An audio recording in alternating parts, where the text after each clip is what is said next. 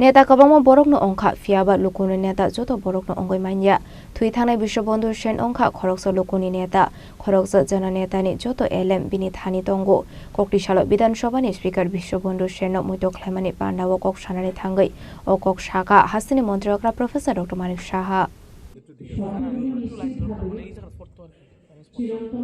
साल कलंमा साखामनाव लाइजाक दंमोन यागुलो पाइथाको लाई थांनाय 26 डिसेम्बर साल मारिवो वा हायंनो यागारि थांका विधानसभानि स्पीकर विश्वबंधु सेन थुइमानि जराव बिनि उमर अंखा बिसिनै चिनै हास्ते बीजेपीनि साकथारुंबाय कक्टिसालो विधानसभानि स्पीकर विश्वबंधु सेन मुइतो ख्लाइजाखा कायसा खाखामानि पान्डावा नाराय अकरा अंगै मानजाका हास्तिनि मन्त्रीग्रा प्रोफेसर डॉक्टर मानिक साहा हास्ते बीजेपीनि आजोफांया बिराजी बताचार्जिनो खबै बीजेपीनि जतो मन्त्री एमएलए दे बदलनि कुजक अजामारक पान्डानि पुइला बखांनो थुइ थांनाय विधानसभानि स्पीकर विश्वबंधु सेननि मांगफ्लिवो खुम्बगै बनबर म्याफारका हास्तिनि मन्त्रीग्रा प्रोफेसर डॉक्टर मानिक सानो खबै पान्डावा मानजानाय जतो नारवाय रक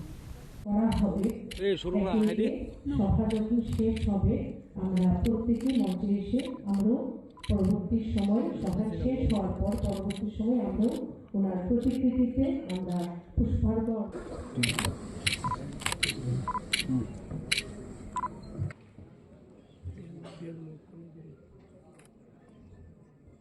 এই শোকের মুহূর্তে আমরা ওনার বিদেহী আত্মার চিরশান্তি কামনা করি। আরে বললা সবটা লাগবে তো সারা যে চুলটা দিতে চলে লাগবে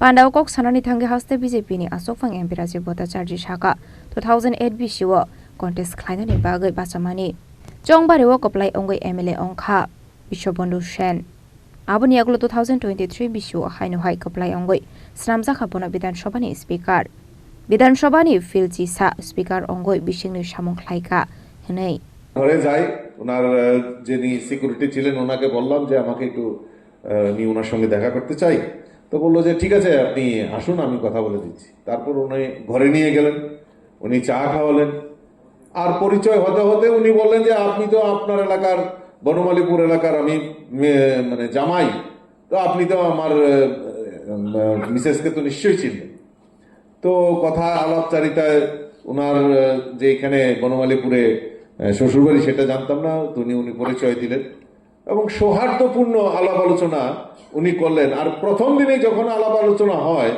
তখন এত হৃদ্যতা সম্পর্ক আলোচনা হৃদ্যতাপূর্ণ আলোচনা সেটা আমি নিজেই চিন্তা ভাবনা করতে পারি না যে এটা কি আমি কংগ্রেসের বিধায়কের সঙ্গে বসে রয়েছি না বিশ্ববন্ধু সেনের সঙ্গে বসে রয়েছি আমি যেন মনে হয়েছে যে একটা মানে পুরনো বহুদিনের বন্ধুত্বর সঙ্গে এখানে বসে আলাপ আলোচনা করছি এরকম মানসিকতা এবং আমি জিজ্ঞেস করলাম যে আপনি কেন ভারতীয় জনতা পার্টি বলে শুনেন আপনারা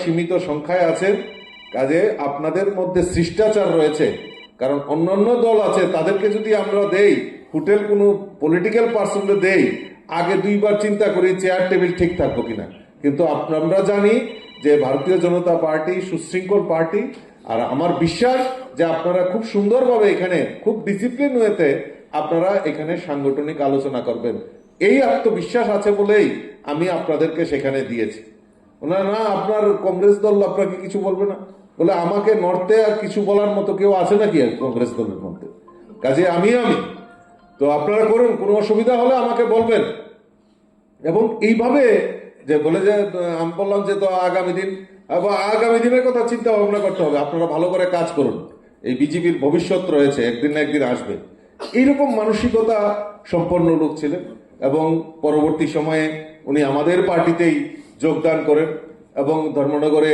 উনি 2018-তে ভারতীয় জনতা পার্টির নির্বাচিত জনপ্রতিনিধি হন তারপর উপাধ্যক্ষ হন 2023-এ যখন দ্বিতীয়বার সরকার হয় উনি অধ্যক্ষ হিসাবে দায়িত্ব পালন করেন বহুবার ওনার সঙ্গে আর ধর্মনগরে গেলেই রাজীববাবু অন্য কোথাও কিন্তু আমার ঘরে অন্তত পক্ষে ব্রেকফাস্ট নতুবা লাঞ্চ নতুবা ডিনার এটা করতে হবে বাধ্যতামূলক মানে যেই সময় ধর্মনগরের প্রোগ্রাম মানেই ওনার এখানে যেতে হবে এইরকম আন্তরিকতা উনি ছিলেন আন্তরিকভাবে উনি করতেন আর খুব সম্মানের সহিত কথা বলতেন এটাই আমাদের কাছে সবচেয়ে বড় শিক্ষণীয় যে ওনার ভিতরে যে মানে আত্মিক করার কার্যকর্তাদের সঙ্গেই বলুন, লিডারের সঙ্গেই বলুন, প্রত্যেকের সঙ্গে যেভাবে আত্মিক হয়ে কথা বলতেন, এটা আমাদের কাছে একটা অনুপ্রেরণা। তো যাই হোক, আজকে বিশ্ববন্ধু সেন আমাদের মধ্যে নেই, ওনার প্রতি শ্রদ্ধাঞ্জলি নিবেদন করছি।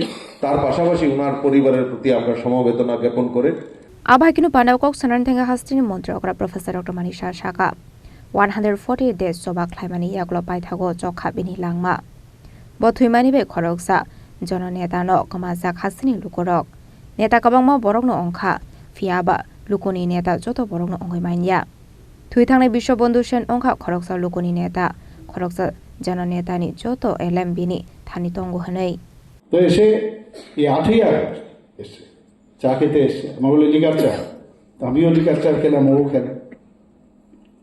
তোর কিছু কিছু থাকে, সবসময় ধর্মনগরকে নিয়ে সবসময় চিন্তা করে।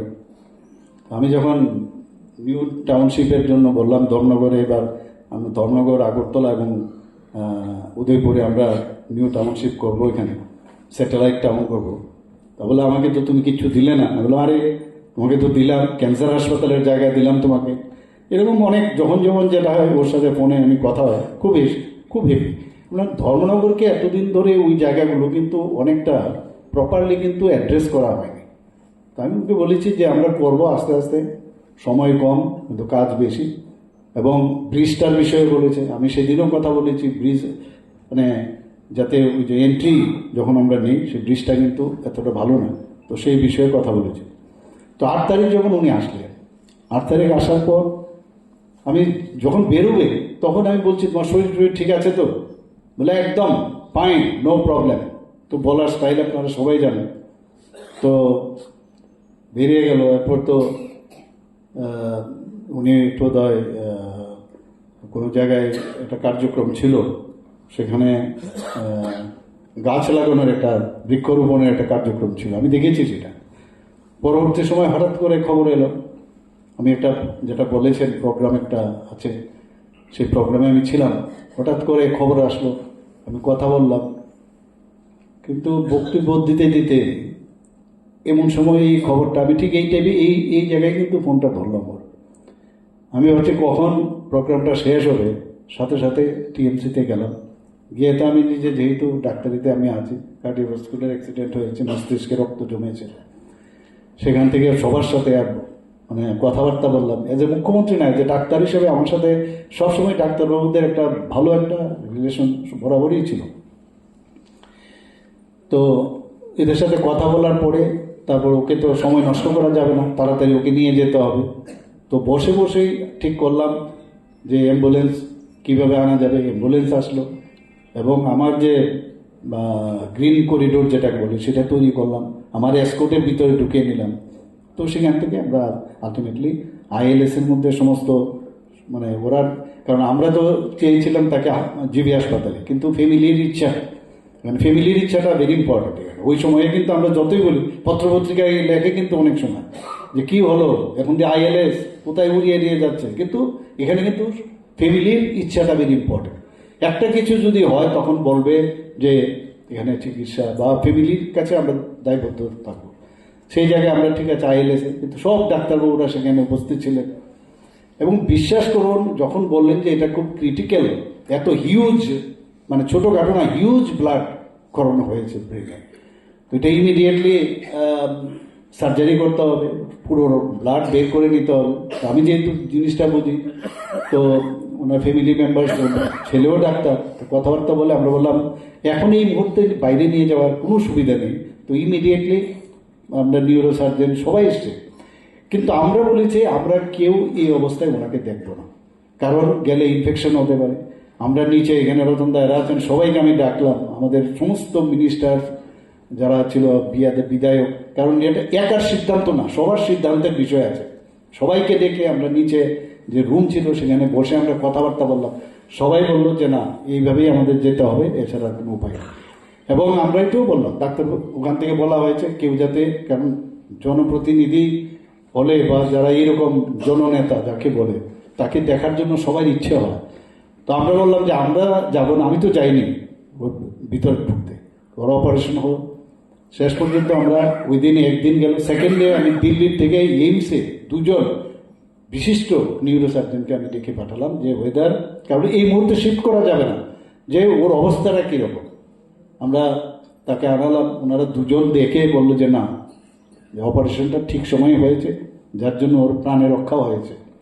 তারপরে কিন্তু আমরা কিন্তু টাইম টু টাইম আমি সমস্ত আমাদের কলিগ যারা আছেন, আমাদের ক্যাবিনেট মিনিস্টার থেকে আরম্ভ করে রাজীববাবু আছেন, সবাইকে কিন্তু টাইম টু টাইম ডেকে কথা বলেছি, এই হচ্ছে এই হচ্ছে এই হচ্ছে, এবং একটা বুলেটিনও দিতে হয় এই মুহূর্তে কী হচ্ছে না হচ্ছে।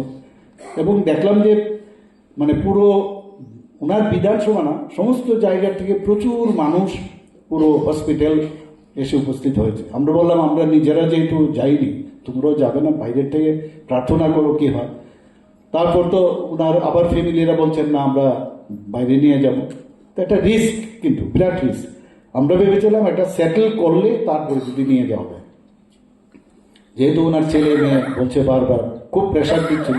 আবার সবার সাথে কথা বললাম, বলার পরে এয়ার অ্যাম্বুলেন্সের ব্যবস্থা করা, এভরিথিং উই হ্যাভ ডান, যাতে কোনো অবস্থায় টাকা পয়সার সমস্যা না হয়।